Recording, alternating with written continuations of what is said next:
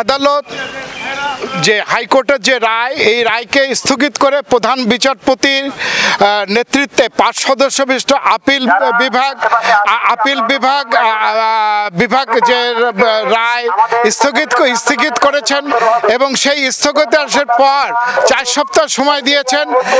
কিন্তু ছাত্ররা এই রায় না, তারা পার্মানেন্ট সমাধান চায়, যে কারণে তাদের আন্দোলন অব্যাহত রাখবে। আমরা এখন দেখছি, আমরা খুলনা বিশ্ববিদ্যালয় আদম্য বাংলার পদদেশে আছি। মুক্তিযোদ্ধা চেতনায় উদ্বুদ্ধ এই ছাত্ররা এখানে জমায়েত হচ্ছে।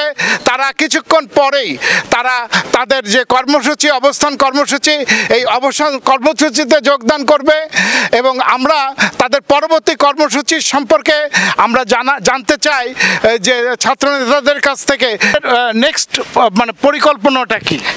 আমাদের দাবি চূড়ান্ত পর্যায়ে আদায় না হওয়া পর্যন্ত। আপনারা জানেন যে 2018 সালে পরিপত্র জারি করা হয়েছিল, সম্প্রতি সেটি হাইকোর্ট অবৈধ বলে ঘোষণা করেছে। আমরা চাই এর একটি চিরস্থায়ী সমাধান। প্রয়োজনে সব পার্লামেন্টে এ নিয়ে একটি আইন করতে হবে।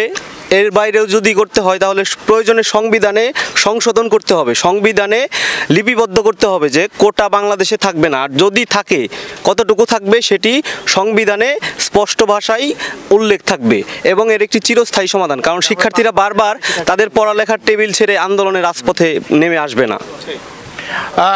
যেটি বলছিল যে তারা পড়ার টেবিল থেকে রাজপথে আসতে চায় না, তেমনি পাশাপাশি সুবিধাবঞ্চিত এবং যে প্রতিবন্ধী যারা আছে তাদের কোটার ব্যাপারে কিন্তু তাদের কোনো আপত্তি নাই।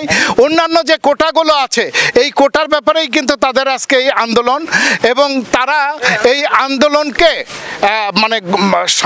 সংসদের মাধ্যমে আইনে রূপান্তর করার জন্যে শেষ দিন পর্যন্ত লড়াই করবে বলে তারা তাদের আশাবাদ ব্যক্ত করেছে এবং তাদের এই আন্দোলনের কর্মসূচি অব্যাহত থাকবে।